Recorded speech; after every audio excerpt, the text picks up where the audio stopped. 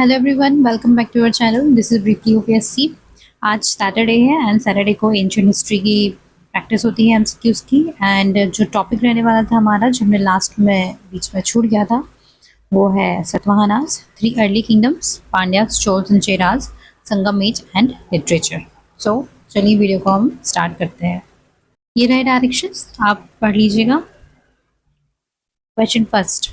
With reference to the Satvahana administration, consider the following statements. First, the Satavahanas frequently used metronymics in the names of their rulers. Second, the office of Mahasenapati was exclusively military in nature. Third, the kingdom was divided into administrative units known as ahars. Which of the statements given above is or are correct?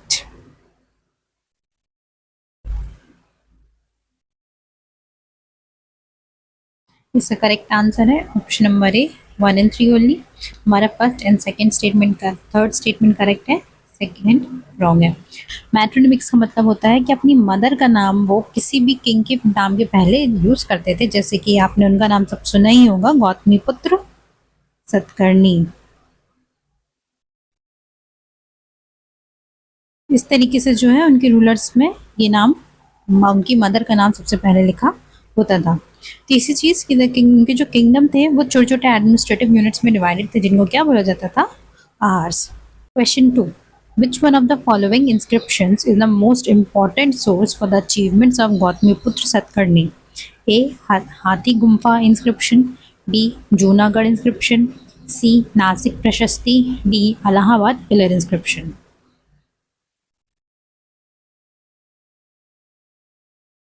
Correct answer है option number सी, नासिक प्रशस्ति।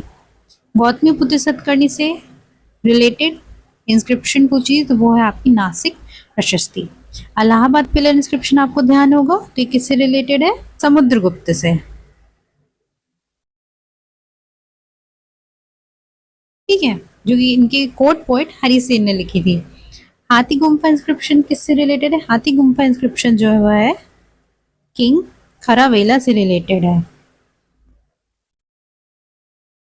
ठीक है, जो कि कलिंगा के राजा थे। And जो Junagadh inscription है ये जो है रुद्रमण फर्स्ट से रिलेटेड है। ठीक है। Question third. Consider the following statements regarding the Satavahanas. First, they issued coins predominantly made of lead. Second, they played an important role in Indo-Roman trade. Third, they were the first dynasty in India to issue gold coins on a large scale. Which of the statements given above is or are correct?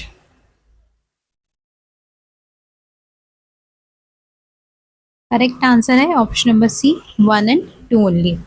Satavahanas ने, आपको कभी भी ऐसा statement आए सतवाहनास से related कि उन्होंने gold coins issue किए थे, तो ये एक स्टेटमेंट एकदम रॉन्ग है। उन्होंने गोल्ड के कॉइन्स इशू नहीं किए थे, लेकिन उन्होंने लीड के कॉइन्स बहुत ज़्यादा इशू किए थे। ये स्टेटमेंट एकदम करेक्ट है। दूसरी चीज़ कि सतवाहनास के टाइम पे इंडिया एंड रोमन के बीच में काफ़ी ज़्यादा ट्रेड जो है बढ़ गई थी, तो ये स्टेटमेंट भी एकदम करेक्ट है। Question 4. The work Gatha Saptashati is traditionally attributed to which Satavahana ruler? A. Simuka, B. Gautamiputra Satakarni, C. Yajnashri Satakarni and D. हाला।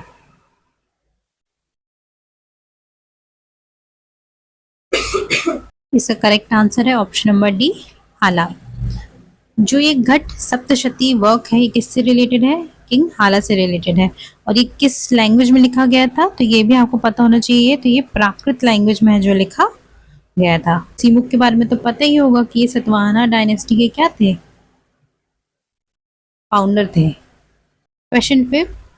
Which of the following rulers is credited with significantly weakening the power of the Satavahanas by defeating them in Western India? A. Nahapana, B. Rudraman I, C. Kanishka and D. Demetrius.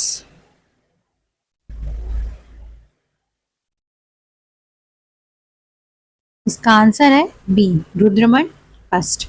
नहापना थे तो खुद Satavahana ruler Gautamiputra Satakarni से हारे हुए थे।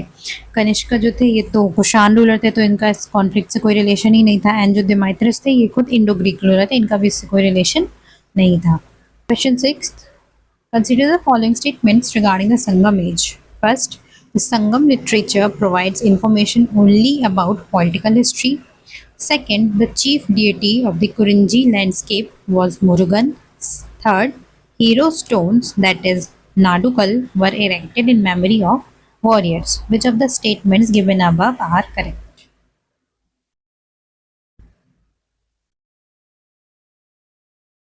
Correct answer है option number A 2 और 3 only.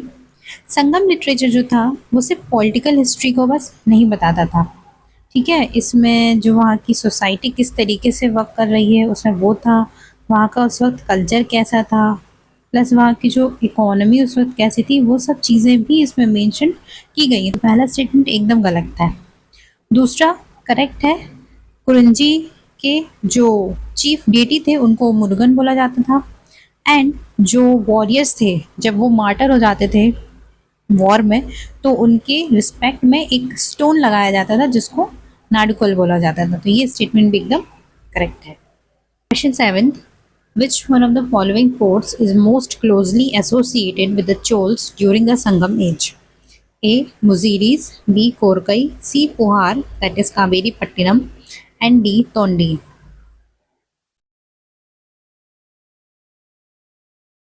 Correct answer है option number C Puhar Kaveri Pattinam. ये यूपीएससी की प्रीलिम्स में भी पूछा जा चुका है, सारे ऑप्शंस थे उसमें एंशिएंट पोर्ट्स के नाम थे और इसमें चोल्स के ही पोर्ट का नाम पूछा था, तो भाई वो कौन सा था? पुहार था, ठीक है। तो ये जो मुजीरिस था ये चेरास का पोर्ट था, कोरकई था ये पांड्यास का पोर्ट था, ये जो था ये भी चेरास का पोर्ट था, ठीक है। Question 8, consider the following pairs. यहाँ पे आपसे नॉट करेक्टली मैच्ड पूछा है।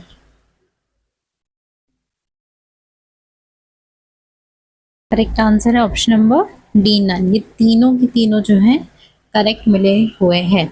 चेरास की कैपिटल थी वांची, चोल्स की थी उरायूर एंड पांड्यास की थी Madurai. Question 9, with reference to Sangam literature, consider the following statements. First, Tulakkapiyam is primarily a work on warriors. Second, Shilapadikaram was composed by Ilango Adigal. Third, Manimekalai propagates Buddhist ideals. Which of the statements given above are correct?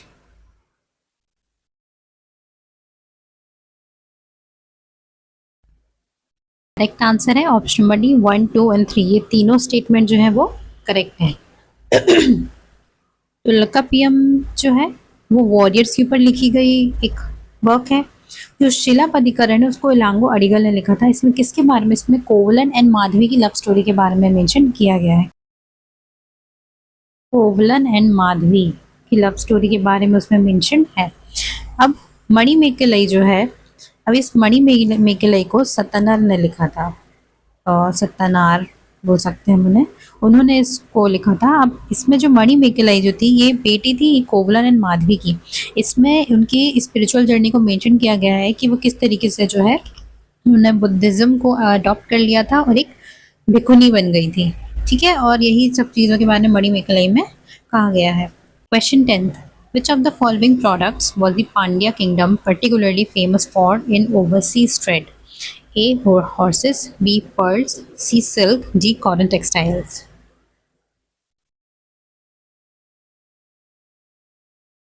Correct answer है pearls. Pandya kingdom जो था उसकी capital क्या थी?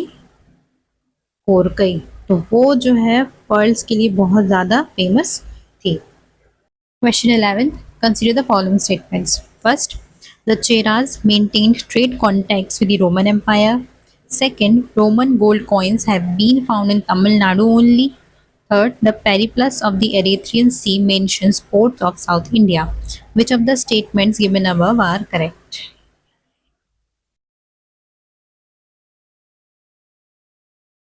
Correct answer है option number C 1 and 3 only.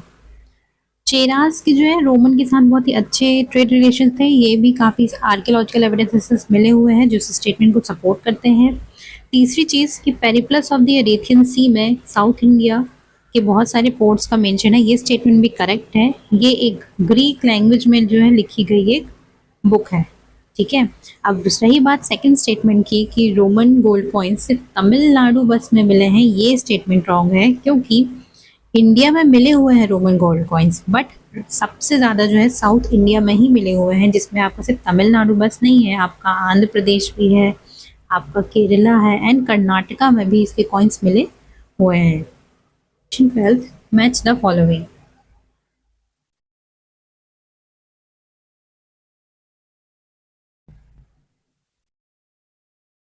Correct answer है option number A.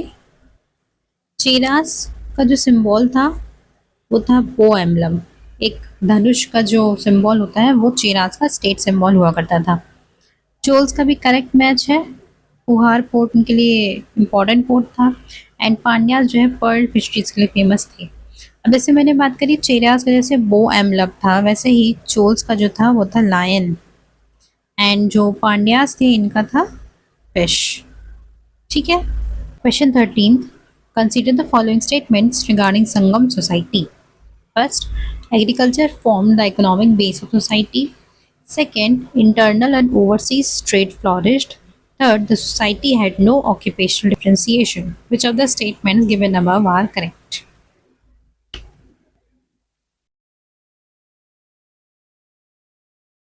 Correct answer है option number B 1 and 2 only.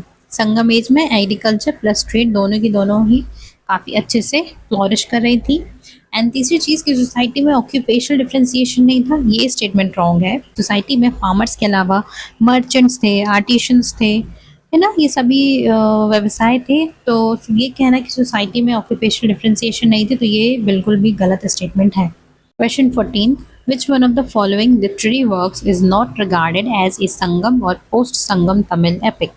A. Shilapadikaram, B. Manimekalai, C. Tulakkapiyam, and D. Shivak Chintamani.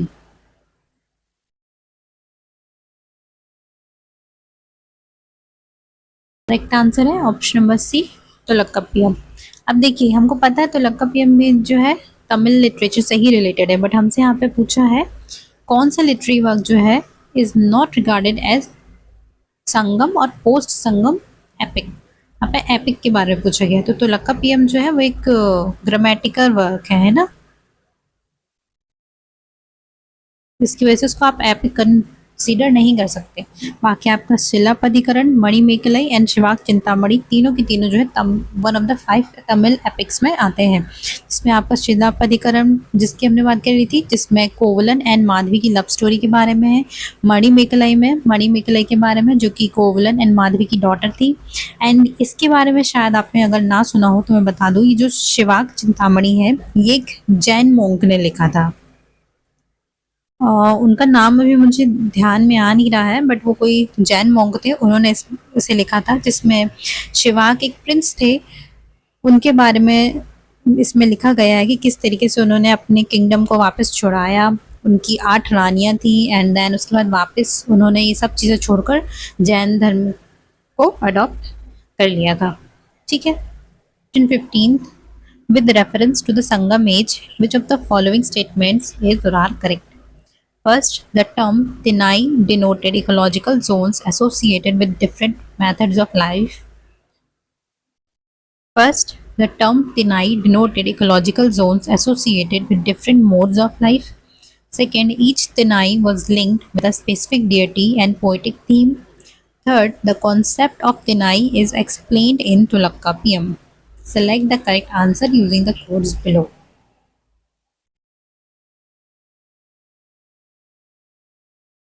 Correct answer है option number D 1, 2 and 3। ये तीनों statement जो है वो correct है। हम बात करें संगम एज की, है ना। संगम एज में एक तिनाई सिस्टम चलता था, जिसमें जो अलग अलग इकोलॉजिकल जोन्स होते थे उनको अलग अलग डेटी के साथ जो है और जोड़ा जाता था, प्लस उनके ऊपर अलग से एक पोएटिक थीम भी लिखी जाती थी, है ना। इस कॉन्सेप्ट को तुलक्कपियम में एक्सप्लेन भी किया गया है। अब ये सिस्टम है क्या, जैसे अभी हमने एक क्वेश्चन किया था जिसमें हमसे पूछा था कि कुरुंजी के डीएटी कौन थे, तो उनकी डीएटी कौन थे, वो थे मुरुगन। जो कुरुंजी थे वो होता है आपका माउंटेन्स ना, दूसरा होता है एक मुल्लई, ये इसमें आपके फॉरेस्ट आते हैं। Sorry for the hand writing, actually आज मेरा पेन कहीं पे मैंने रख कर भूल गई हूँ, तो मुझे याद नहीं आ रहा है अभी, तो ये मैं अपनी फिंगर सही कर रही हूँ। तीसरा था मारूथाम।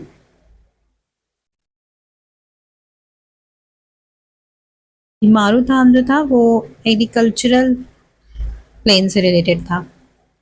एक था नियथल, जिसमें कोस्टल लैंड्स के बारे में था।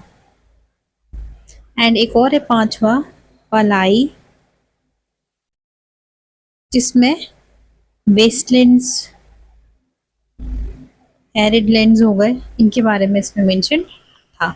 तो इस तरीके से अलग अलग इकोलॉजिकल जोन्स को जो है उसमें ऐसे नाम लिखे गए थे एंड उसके अलग अलग स्पेसिफिक डेटे भी मेंशन तुगलक का पीएम में किए गए हैं।